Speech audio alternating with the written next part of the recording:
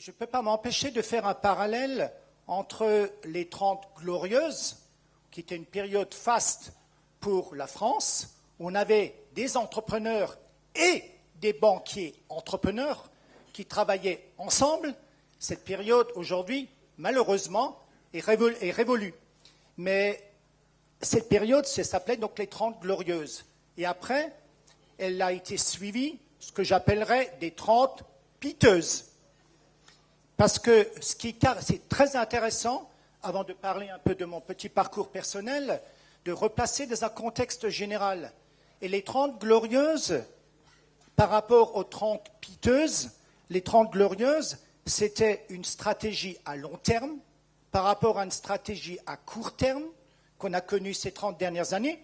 C'était une construction de filières, tout le monde les connaît, et aujourd'hui, on a un détricotage de filières.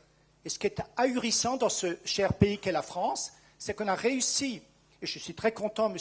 Claude Guéant, que vous soyez là, parce que je pense qu'il connaît extrêmement bien l'histoire économique et politique de ce pays, mais je crois qu'on est tombé dans une inconscience collective où on a cru qu'on pouvait délocaliser à tort et à travers, et avec la caution de l'administration. L'administration, il ne faut pas, en faire un épouvantail, elle est capable du pire et du meilleur.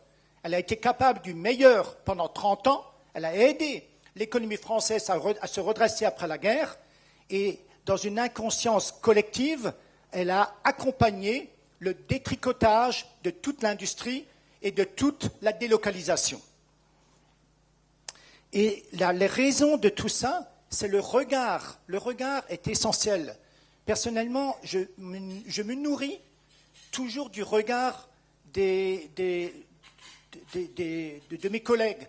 Je pense qu'on a la confrontation des regards et la richesse, la diversité des regards, c'est ce qu'il y a de plus important de la vie.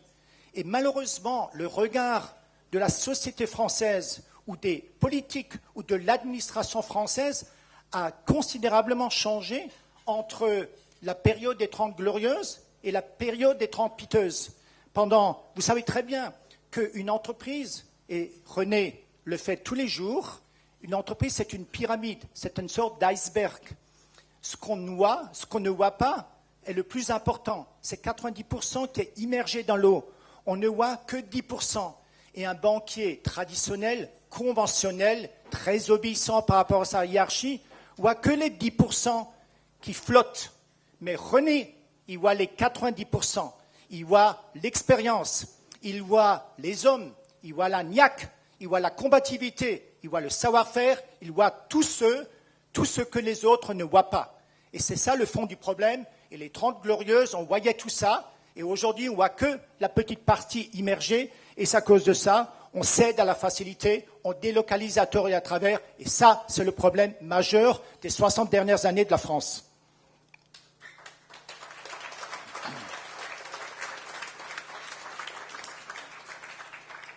Et pour vous donner deux exemples que j'ai vécus, c'est l'exemple de DMC. L'exemple de DMC qui a participé à l'industrialisation de toute l'Alsace en partant de 1746. DMC, c'était une entreprise d'entrepreneurs, de chimistes, de financiers qui étaient impliqués dans l'entreprise. C'est une succession de familles qui avaient exactement la même politique, la même culture. Ils ont duré jusqu'en 1980. Ils ont fait la richesse de tout le territoire. Tout le monde connaît l'histoire.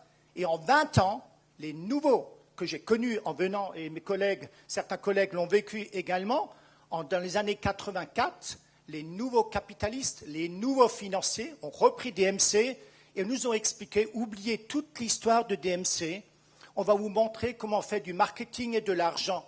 Combien de temps ça a duré? 20 ans. En 20 ans, ils ont foutu en l'air, je m'excuse du terme, ils ont foutu en l'air une histoire industrielle de 2 siècles et demi. C'est la triste réalité. Et pour donner un exemple encore plus précis, c'est la disparition, et je ne l'ai jamais oublié, de Texignon, qui était une entreprise située à Pfastatt, plus de 1000 personnes, c'est pas la préhistoire, c'est dans les années 2000. En 1998, cette entreprise était le premier imprimeur de France. Elle imprimait 250 000 mètres de tissu par jour. Et en même temps, dans le groupe DMC, il y avait une autre entreprise qui s'appelait KBC, qui faisait à peu près la même chose. Donc, deux entreprises, une sur le côté allemand, une sur le côté français, du même groupe. KBC a eu la chance de sortir du groupe DMC à temps. Aujourd'hui, KBC est toujours là, avec 400 personnes, 70 millions d'euros de chiffre d'affaires, est un leader mondial de l'impression. Et TexUnion, on l'a rasé, on a supprimé 2 siècles et demi d'histoire textile en l'espace de quelque temps. À l'époque, avec Jean-Jacques Weber, le président du Conseil général, avec M. Hilmeyer, le maire qui est devenu député de Pfastatt, on est allé au ministère de l'Industrie pour plaider, pour essayer de trouver une solution pour sortir TexUnion du groupe.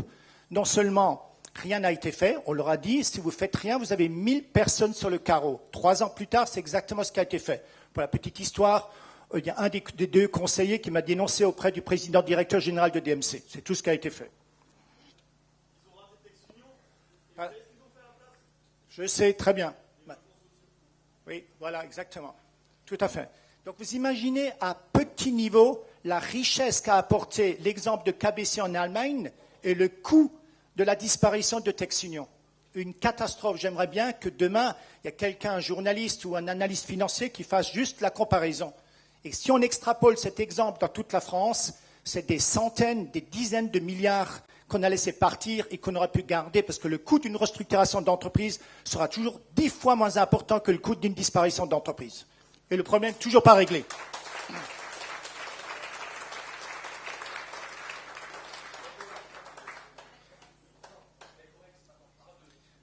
Ensuite, si vous voulez, je voudrais juste rappeler quand même, parce qu'ils essaient de me perturber, mais ils n'y arriveront pas. Il n'y a pas de chance. Donc, je pense que le pouvoir industriel, pendant les 30 Glorieuses, le pouvoir était dans les entreprises, dans les groupes. Malheureusement, lorsque ces groupes ont disparu, le pouvoir a été repris par les distributeurs. Et c'est extrêmement important de comprendre ça, surtout dans la filière textile, mais dans toutes les filières. Puisque si vous prenez le prix d'un vêtement dans les années 90, il y avait un tiers pour la confection, il y avait un tiers pour la matière et un tiers pour la distribution. Aujourd'hui, c'est la distribution qui a pris le pouvoir. La distribution fait 90% du prix de vente et les 10% qui restent sont dévolus à la confection et à la matière.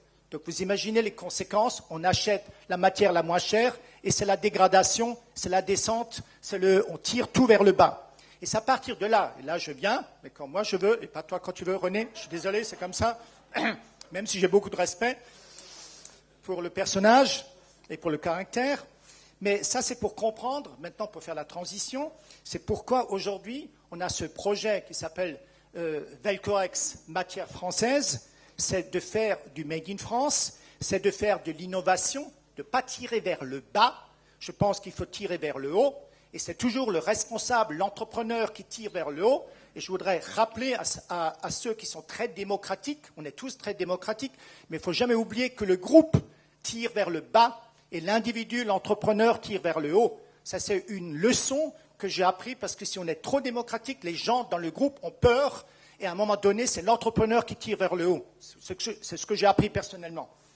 Et donc, si on peut aujourd'hui relocaliser, on peut faire du Made in France, on peut innover, mais à condition qu'on maîtrise la distribution. Et ça, c'est aussi quelque chose que j'ai appris. Si on ne maîtrise pas la distribution, le consommateur est prêt à payer du Made in France. Il est prêt à payer l'innovation, mais il n'est pas prêt à payer les marges hallucinante de la distribution. Je vous donne un exemple. Un pantalon que nous, en vente déjà confectionné, 20 €, au minimum, il va se retrouver à 100 €. Et on livre tout, l'étiquette tout compris. 80 € pour... Et encore, c'est un minimum. Très souvent, c'est x 10. Avec une petite marque, c'est souvent 20 x 10, vous le trouvez à 200 €. Donc vous imaginez la misère qu'il y a pour la filière. Donc maintenant, je reviens vraiment sur Velcorex. Matière française, c'est un projet. C'est un nouveau concept de distribution, une nouvelle philosophie qu'on a lancée. Et très rapidement, l'histoire, depuis que je suis parti de DMC en 1998, on a créé une première entreprise, là je fais très vite, qui s'appelle Filéa, qui est une entreprise spécialisée dans la soirée, qui est connue dans le monde entier depuis 1998, chez toutes les marques. Et on a repris Velcorex en 2010, puisqu'on a, à l'époque, Velcorex a été liquidé sans poursuite d'activité. Et tout le monde nous a dit que cette entreprise n'est pas sauvable et qu'elle est condamnée. Elle était rayée de la carte. Ceux qui ont déjà vu l'entreprise comprennent que c'est un monument, c'est un vrai monument, cette entreprise, un capital d'expérience de 2 siècles.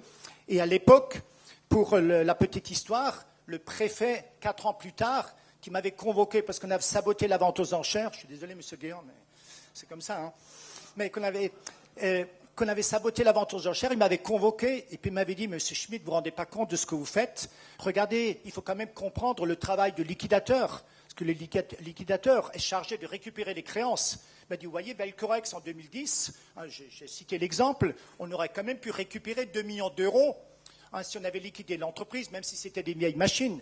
Ce à quoi je lui ai répliqué, je lui ai dit, monsieur le préfet, est-ce que vous savez combien de cotisations salariales et patronales on a payées en 4 ans? Évidemment, il ne le savait pas. Je lui ai dit 6 millions d'euros.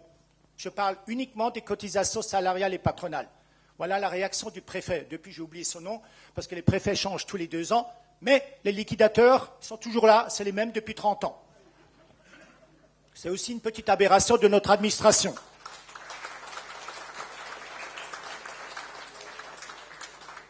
Une autre aberration, c'est Tissa Deschaumes. Tissa Deschaumes, vous avez vu la veste qui était portée par Martine. C'est une entreprise aujourd'hui qui a été créée en 1908. Le fournisseur historique de Chanel pendant des années. En 2003, il y avait une mauvaise passe. Chanel voulait reprendre l'entreprise avec tous les bâtiments, tous les salariés. Et malgré la proposition de reprise de Chanel, cette entreprise a été liquidée. Et c'est la triste vérité. Et 10 ans plus tard, grâce à la Comcom de Sainte-Marie-aux-Mines, que je salue au passage, qui avait préservé quelques machines, 10 ans plus tard, on a repris l'entreprise dans des conditions extrêmement difficiles. Aujourd'hui, elle a retrouvé sa place sur le marché. Elle a un potentiel absolument incroyable en France et sur la planète.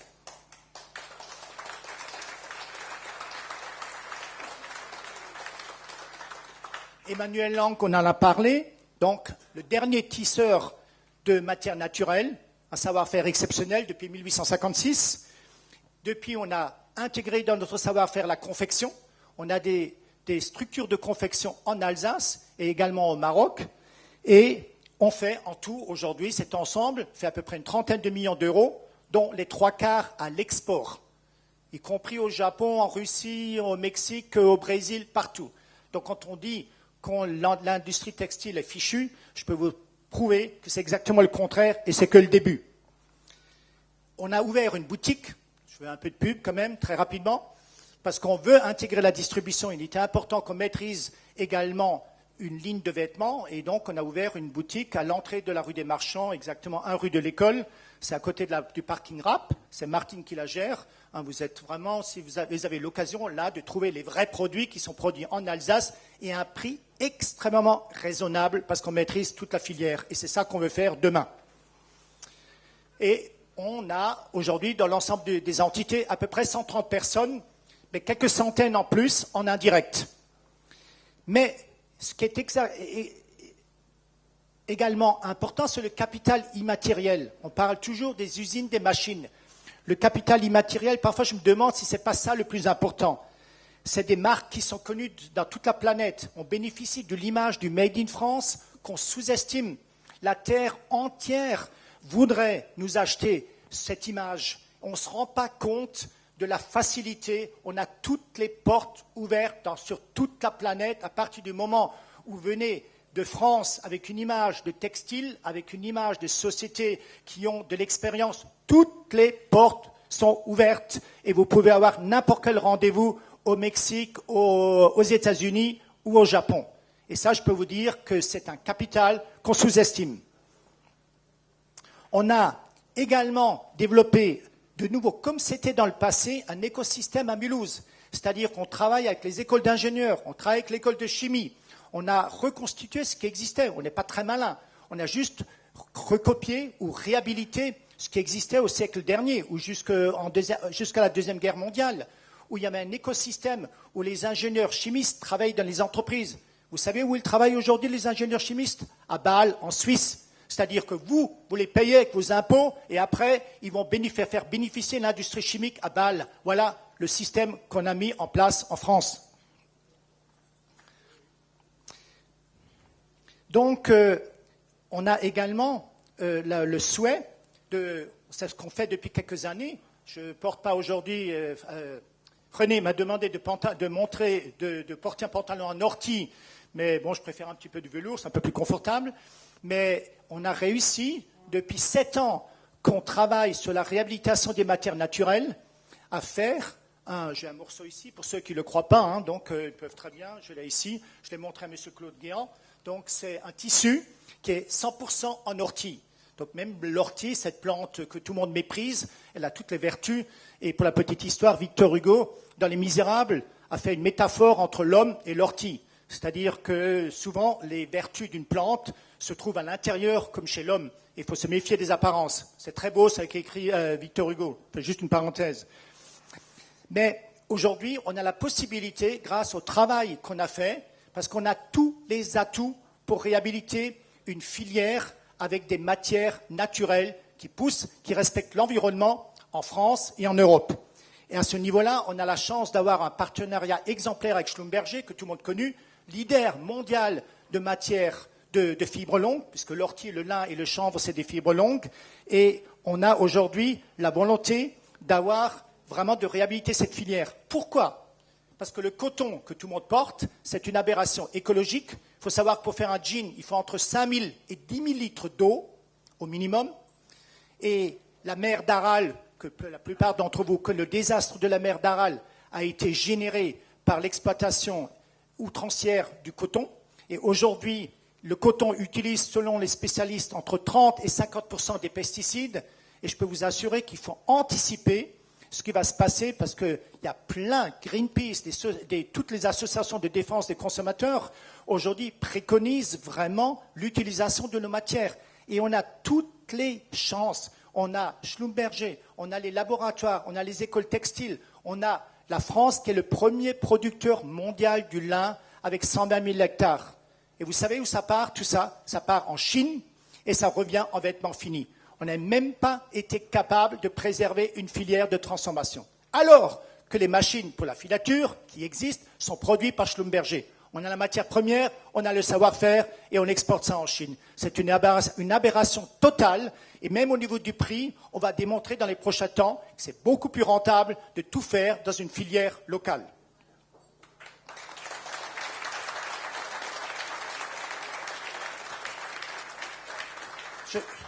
Je vais terminer. Donc notre ambition, c'est de devenir le leader des matières naturelles en intégrant tout ça dans nos collections. C'est de devenir un nouveau acteur également d'un site de vente en ligne suite au magasin, parce que je pense qu'on a une aventure incroyable à raconter, tout le monde nous l'a dit, et il y a une place à prendre, et personne d'autre en France peut raconter une telle aventure. On veut devenir également un acteur majeur des biocomposites, puisque aujourd'hui, on a la possibilité également de changer les fibres de verre qui sont polluants, et grâce à l'école de chimie, grâce à un dossier, un brevet exclusif sur la photopolymérisation, je fais grâce des détails, ça permet grosso modo de fixer les résines avec des UV. On a aussi déjà testé la possibilité de teindre le tissu, ce qui est une révolution avec des UV, c'est-à-dire sans eau. Donc on a une avance technologique absolument considérable et qu'on veut aujourd'hui faire savoir à tous les clients. Donc, beaucoup voient, en résumé, tout le monde voit que des problèmes dans la filière textile. Je suis désolé, moi je vois que des opportunités. Et à titre d'exemple, chez Velcorex, on a un outil de brossage pour le velours.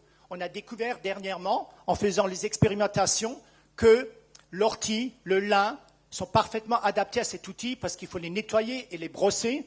Et donc un outil qui était dévoué uniquement en velours se trouve aujourd'hui être un atout incontournable au niveau de la réhabilitation de ces matières.